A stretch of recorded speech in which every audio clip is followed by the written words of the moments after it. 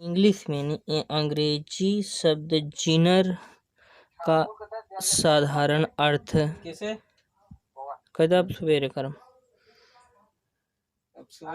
साधारण अर्थ प्रकार किस्म वर्ग या श्रेणी है। यह शब्द विविध प्रकार की रचनाओं को वर्ग या श्रेणी में बांटने से उस विधा को गुणधर्मों को समझने में सुविधा होती है। यह वैसे ही है जैसे जीव विज्ञान में जीवों का वर्गीकरण किया जाता है। साहित्य एवं भाषा में विधा शब्द का प्रयोग एक वर्गाकार के रूप में किया जाता है। वर्गाकार के रूप में किया जाता है। अब देखो यहाँ पे प्रमुख साहित्य विधाएं क्या होता है। साहित्य विधाएं देख लो, यहाँ पे दिया है 1 2 3 4 5 6 7 8 9 10 11 12 13 14 15। ये बहुत इम्पॉर्टेंट है, आपको इसको मतलब याद कर लेंगे पूरा इतिहास। साहित्य की विधाएं पता हो। देखो कविता, कहानी, एकांकी, प्रहसन मतलब कॉमेडी होता है, आलोचना, डायरी, आत्मकथा, व्यंग, लघु कथा, उपन्यास, नाटक, निबंध, रिपोर्ताज, जीवनी और संस्मरण। कविता का मतलब होता है कहानी, जो पढ़ा था ना लोग बाग, कहानी। कविता जैसे चरचंद की चंचल किरणें खिल रही हैं जलथल में, ऐसी कविताएं होती है ना, वही होता है। कहानी का अर्थ होता है जैसे किसी के जीवन के बारे में कहानी कहे लागे, कहानी बतावे लगे कि उन इतने दिन में इतना प्रोग्रेस करें, घटनाएं हो गई, ऐसी कहानियां होती रहती हैं ना। एकांकी तो जानते नहीं होगा, किसी चीज़ के एकांकी होता है किसी चीज़ के बारे में लिखना। इसके प्रहसन कॉमेडी नहीं, कलाकृत खुद आजकल कॉमेडी वीडियो में भी दिखाया जाता है, वही कॉमेडी होता है। आलोचना किसी के बारे में उसको याद करना या चर्चा करना, वो यादगार करना, वही होता है आलोचना। डायरी तो जानते नहीं, प्रतिदिन कोई भी काम करना, वही दिनचर्या होती है। आत्मा कथा कुछ मन में मनन करके आत्मा से अपने लिख दो, आत्मकथा कहलाता है। व्यंग क्या होता है। व्यंग तो जानते नहीं हो, किसी के बारे में व्यंग बोलना, उसको उपहास करना, व्यंग कहलाता है। लघु कथा छोटी सी कथा। उपन्यास होता है किसी के जीवन के बारे में घटनाएं। नाटक जनता ही आज का, जैसे रामलीला करीन उनका वही नाटक। निबंध यानी किसी भी चीज़ के ऊपर निबंध लिख दो, उसकी जानकारी दे दो। सुधार क्या, इंट्रोडक्शन क्या होता है। रिपोर्ताज फिर से बनाना। जीवनी जानते हो, किसी के जीवन के बारे में। संस्मरण किसी के कथा को लिखना, किसी के जीवन के बारे में लिख देना ही संस्मरण कहलाता है। याद करना संस्मरण कहलाता है। अब देखो आपको मैंने बता दिया कितना है, 1 2 3 4 5 6 7 8 9 10 11 12 13 14 15 ठे है, टोटल 15 है। 15 मैंने एक एक बताएंगे, एक एक बताऊंगा। जैसे कविता है तो देखो पहले काव्य को ले, कविता काव्य तो आप पहले इसको देख लो, काव्य किसे कहते हैं। काव्य, कविता या पद्य साहित्य की वह विधा जिसमें किसी कहानी या मनोभाव, क्या काव्य, कविता या पद्य, काव्य, कविता या पद्य सब एक ही चीज होता है। काव्य, कविता और पद्य साहित्य वह विधा है।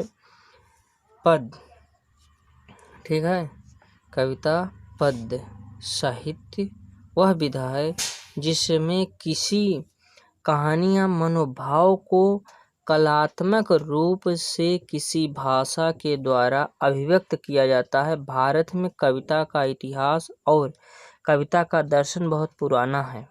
इसे प्रारंभ कहाँ से होता है, भरत मुनि से समझा जा सकता है। कविता का शाब्दिक अर्थ है काव्यात्मक रचना या कवि की कृति जो छंदों की श्रृंखलाओं में विविधता बांधी जाती है। ठीक है, ये हमारा काव्य हो गया। इसके बाद देखो कहानी आपका आ जाता है। कहानी में क्या होता है कि कहानी में देखो, कहानी हिंदी में गद्य लेखन की एक विधा है। 19 गद्य, गद्य पद्य जानते हो? पद मतलब होता है जैसे मीराबाई का पद हो गया, और सूर्यकांत त्रिपाठी नीलाजी हो गया, पंचवटी हो गया, ये सारे गद पद हैं। पद सूरदास के, तुलसीदास के पद कहते हैं ना। और गद्य में, गद्य बहुत विस्तृत होता है। कहानी हिंदी में गद्य लेख की विधा है।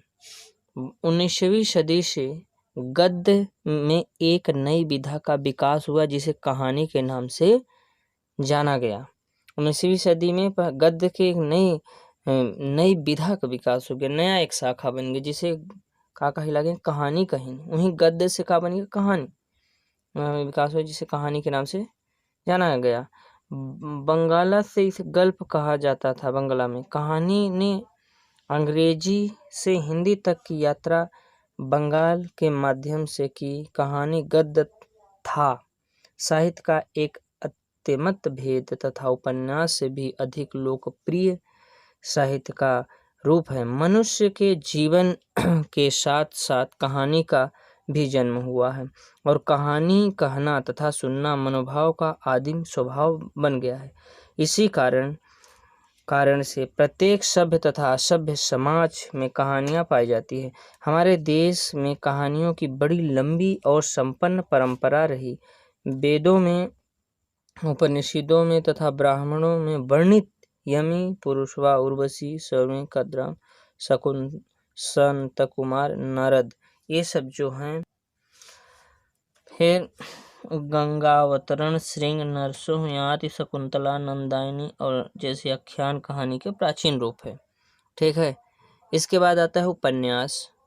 उपन्यास का होता है अर्थ है जीवन की घटना पूरी तरह से समीप से किया जाता है। किसी भी घटना का पूर्ण रूप से लिख देना ही उपन्यास कहलाता है। उपन्यास देख लो, तीसरा आ गया।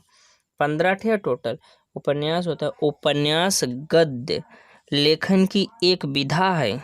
गद्य की, पद्य की नहीं, गद्य की, कहानी के क्षेत्र का। उपन्यास समाज की आलोचनात्मक व्याख्या प्रस्तुत करता है। सीधी सी बात है, उपन्यास का अर्थ समझ ले जा, जीवन की पूर्ण घटना पूरी तरह से समीप से किया जाता है। वास्तविक घटना। देखो, आलोचनात्मक व्याख्या प्रस्तुत करता है। उपन्यासकारों के लिए कहानी साधन मात्र है, साध्य नहीं। उसका ध्येय पाठकों का मनोरंजन मात्र भी नहीं, वह सच्चे अर्थ में अपने युग का इतिहास है जो साहित्य और कल्पना दोनों का सहारा लेकर सामाजिक व्यापक जीवन की झांकी प्रस्तुत करता है। देख लो, काहे का इतिहास में जो सत्य कल्पना होती है, उपन्यास में सत्य दोनों का सहारा लेकर, कौने का अर्थ में अपने युग का इतिहासकार है जो सत्य और कल्पना, सही कल्पना की जाती है, दोनों का सहारा लेकर व्यापक सामाजिक जीवन की झांकी प्रस्तुत करता है। ठीक है। बाण भट्ट का कहना, बाण भट्ट देख लो क्या है। बाण भट्ट की कादम्बरी को विश्व का प्रथम उपन्यास माना जा सकता है। बाण भट्ट की कादम्बरी को विश्व का प्रथम उपन्यास माना जा सकता है। कुछ लोग जापानी भाषा में 1007 में लिखा गया कि लेजी की कहानी नामक उपन्यास को दुनिया का सबसे पहला उपन्यास मानते हैं। इसे मुरासाकी शिकिबुन नामक एक महिला ने लिखा था। इसमें 54 अध्याय और करीब 1000 पृष्ठ हैं। इसमें प्रेम और विवेक की खोज में निकले एक राजकुमार की कहानी है। यूरोप का प्रथम उपन्यास सेन्वेंटिस का डॉन क्विक्सोट माना जाता है जो स्पेनी भाषा का उपन्यास है। इसे 1605 ईस्वी में लिखा गया था। अंग्रेजी का प्रथम उपन्यास होने के दावेदार कई हैं। बहुत से 1678 में जॉन बुनियान द्वारा लिखे गए द पीपलग्राफ प्रोसेस को पहला उपन्यास मानते हैं। ठीक है। इसके बाद देखो, पहला उपन्यास मानते हैं, फिर ठीक है ना, इसके बाद पहला उपन्यास मानते हैं। फिर देखिए, इसके बाद आ जाता है 1678 जॉन बुनियान द्वारा लिखे गए द पीपल्स प्रोसेस को पहला अंग्रेजी उपन्यास मानते हैं। इसके बाद आचार्य रामचंद्र शुक्ल के अनुसार परीक्षा गुरु हिंदी का प्रथम उपन्यास है। इसके लेखक लाल श्रीनिवास दास हैं। देवरानी जेठानी की कहानी लेखक पंडित गौरीदत्त या सन 1870। श्रद्धाराम फिल्लेरी भी भगवती को भी हिंदी का प्रथम उपन्यास होने का श्रेय जाता है, श्रेय दिया जाता है। इसके बाद एकांकी आ जाता है। देखो टोटल अपना कितना है, 15 है। आपको पहले मैं बता दे रहा हूँ, टोटल 15 है। इसमें से हम आपको क्या करना है, देखो 15 एकांकी। एक अंक वाले नाटक को एकांकी कहते हैं। क्या कहते हैं? एक अंक वाला नाटक। अंग्रेजी के 1 एक्ट प्ले शब्द के लिए हिंदी में एकांकी नाटक और एकांकी दोनों ही शब्द का समान रूप से व्यवहार होता है। पश्चिम में एकांकी पिछली शताब्दी में विशेषतः प्रथम महायुद्ध के बाद अत्यंत प्रचलित और लोकप्रिय हुआ। हिंदी और अन्य भारतीय भाषाओं में उसका व्यापक प्रचलन इस शताब्दी के चौथे दशक में हुआ। इसका अर्थ नहीं कि एकांकी साहित्य की सर्वथा अभिजात्यहीन विधा है। पूर्व और पश्चिम दोनों के नाटक साहित्य में उसके निकटवर्ती रूप मिलते हैं। ठीक है। फिर हिंदी साहित्य का इतिहास एकांकी का प्रारंभ भारतेंदु युग से मानते हैं। प्रसाद जी ने एक घूंट 1929 में, दूसरा चरण भुवनेश्वर प्रसाद के करवा से, तीसरा डॉक्टर रामकुमार वर्मा रेशमी टाइट संलग्न के हैं से। इसके बाद नाटक आता है। ध्यान से पढ़ना, मैंने पूरा जितने मैंने एक किताब लिखा हूँ अपने से आपको पूरा दे रहे हैं। ध्यान से पढ़ लोगे दुनिया का कोई भी कोना नहीं छूटेगा इसमें। नाटक देखो, नाटक काव्य का एक रूप है जो रचना श्रवण द्वारा ही नहीं अपितु दृष्टि द्वारा भी दर्शकों के हृदय में रस अनुभूत कराती है। उसे नाटक या दृश्य काव्य कहते हैं। नाटक में श्रव्य काव्य से अधिक स्मरणीय होती है।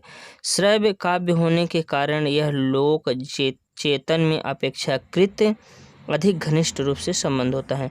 नाटक शास्त्र के लोक चेतक को नाटक का लेखन और मंचन की मूल प्रेरणा माना गया है। ठीक है। नाटक की गिनती काव्यों में है। काव्य 2 प्रकार के माने गए हैं, श्रव्य और दृश्य। श्रव्य का मतलब होता है सुनना, दृश्य को होता है देख के। जैसे नाटक बताएं ना, राम का कहानी के बताएं, वो सुन का आनंद लें। और दृश्य का जैसे नाटक देखें टीवी में, कला में देखें, रामलीला में देख कर आनंद प्राप्त करें। श्रव्य का मतलब सुनना, दृश्य का मतलब आँखी देखा हुआ। दृश्य काव्य के भेद नाटक माना गया, पर दृष्टि द्वारा मनुष्य रूप से इसका ग्रहण होने का कारण दृश्य काव्य मात्र को नाटक कहने लगे हैं। भरतमुनि नाटक शास्त्र इस विषय का सबसे प्राचीन ग्रंथ मिलता है। अग्नि पुराण में भी नाटक के लक्षण आदि का निरूपण है। उसमें एक प्रकार के काव्य का नाम प्रकीर्ण कहा गया है। इस प्रकीर्ण के 2 भेद हैं, काव्य और अभिनय। अग्निपुराण में दृश्य काव्य का रूप के 27 भेद कहे गए हैं। ऊपर लिखा जा चुका है कि काव्य के एक भेद का नाम नाटक है। दृश्य काव्य के मुख्य 2 विभाग हैं, ये रूपक और उपरूपक। रूपक के 10 भेद हैं। रूपक नाटक प्रकरण, भाव, वियोग्य, समावरण, डिग, ईसामृग, कौथ, अंक, विधि और प्रहसन 18 भेद। और उपरूपक के 18 भेद हैं। देखो भेद दिया है, नाटिका, त्रोकर, गोष्ठी, सटटक, नाटक रासक, प्रस्थान, उपन्यास, काव्य प्रेरणा रासक, ये सब टोटल 19 हैं। इसके उपयुक्त भेदों के अनुसार नाटक के दृश्य काव्य महत्व का अर्थ बोल। इसके बाद आप पढ़ लीजिए प्रहसन कॉमेडी। ये देखिए प्रहसन कॉमेडी है। काव्य को मुख्यतः 2 वर्गों में विभक्त किया गया है, श्रव्य काव्य और दृश्य काव्य। श्रव्य का अर्थ बताओ है ऊपर, श्रव्य ने सुनकर, दृश्य देख। दृश्य काव्य के अंतर्गत साहित्य की वे सभी विधाएं आती हैं जिन्हें रसानुभूति श्रवण द्वारा होती हैं। जो सुनने से जो रस आनंद होता है उसे रस, जबकि दृश्य काव्य का वास्तविक आनंद मुख्यतः नेत्रों के द्वारा प्राप्त किया जाता है, अर्थात अभिनय उसका व्यर्थक धर्म है। भरतमुनि दृश्य काव्य के लिए नाटक शब्द का व्यवहार किया। आचार्य ने नाटक के दो रूप माने हैं, रूपक तथा उपरूपक। इन दोनों में पुनः और अनेक उपभेद किए गए हैं। रूपक के 10 भेद हैं। प्रहसन, इन्हीं में से नाटक, प्रकरण, भावयोग, समावकार, दिग, अंक, विधि, प्रहसन, भारतीय काव्य शास्त्र में प्रहसन के स्वरूप विवेचना का पर्याप्त सामग्री उपलब्ध है। भरतमुनि के अनुसार, अब भरतमुनि के अनुसार शुद्ध प्रहसन, सेकंड प्रहसन। भरतमुनि के अनुसार दो भेद हैं। रूपक का भेद, जिसमें तापस, सन्यासी, पुरुष, भिक्षु, क्षत्रिय, नायक, नाच, नीति, प्रकृति, अनेक व्यक्तियों के माध्यम से परिहार। इसके बाद इसको आप अपने से ढंग से पढ़ लेना है। देखा चर्चा प्रहसन कहलाता है। इसके बाद पूरा पढ़ लेना आप। अब फिर आगे आ जाइए। इधर आपका निबंध आ जाता है। निबंध तो सरल है, आप लोग समझ जाएंगे। निबंध गद्य लेखन की एक विधा है। लेकिन इस विधा का प्रयोग किसी विषय की तार्किक और बौद्धिक विवेचना करने में लेखों के लिए भी किया जाता है। निबंध का पर्याप्त रूप से संदर्भ में यहाँ दिया है। आचार्य हजारी प्रसाद द्विवेदी हैं निबंधकार। अनुसार संस्कृत निबंध का साहित्य प्राचीन संस्कृत साहित्य में हुआ है। ये देख लेना, इसको पढ़ लेना आप लोग ध्यान से। निबंध, प्रहसन, गुण, ठीक है। इसके बाद आप ये देख लो पूरा। निबंध की सबसे अच्छी परिभाषा यहाँ मैंने लिख दिया हूँ, देख लेना। निबंध लेखक के व्यक्तित्व को प्रकाशित करने वाला ललित गद्य रचना है, ये निबंध कहलाता है। देख लो निबंध की परिभाषा। इस परिभाषा में अद्वितीय दोष है, लेकिन निबंध का रूप साहित्य की अन्य विधाओं की अपेक्षा इतना स्वतंत्र है कि इसकी सटीक परिभाषा करना अत्यंत कठिन है। इसके बाद आलोचना आता है। आलोचना का अच्छी तरह से देख लेना। आलोचना का मतलब होता है अच्छी तरह से देखना। आलोचना या समालोचना किसी वस्तु विषय को उनके लक्ष्य को ध्यान में रखते हुए उस गुण, दोष या उपयुक्तता का विवेचना करने वाली साहित्य विधा है। हिंदी आलोचना की शुरुआत 19वीं सदी के उत्तरार्ध में भारतीय युग से ही मानी जाती है। समालोचना का शाब्दिक अर्थ है अच्छी तरह से देखना, ठीक है, अच्छी तरह से देखना। आलोचना शब्द लुच धातु से बना है। लुच का अर्थ है देखना। समीक्षा और समालोचना शब्द का भी यही अर्थ है। अंग्रेजी के क्रिमिस्ट शब्द के समानार्थी रूप है। आलोचना का व्यवहार होता है। इसके बाद देख लो, ये आलोचना हो गया। आलोचना आई बात समझ में। इसके बाद आपको मैं बता देता हूँ, यह टोटल पढ़ने के बाद आपको ऊपर आज ये देख लो। डॉक्टर श्याम सुंदर दास के अनुसार आलोचना की परिभाषा दी गई है। इसके बाद ये देख लो टोटल आलोचना।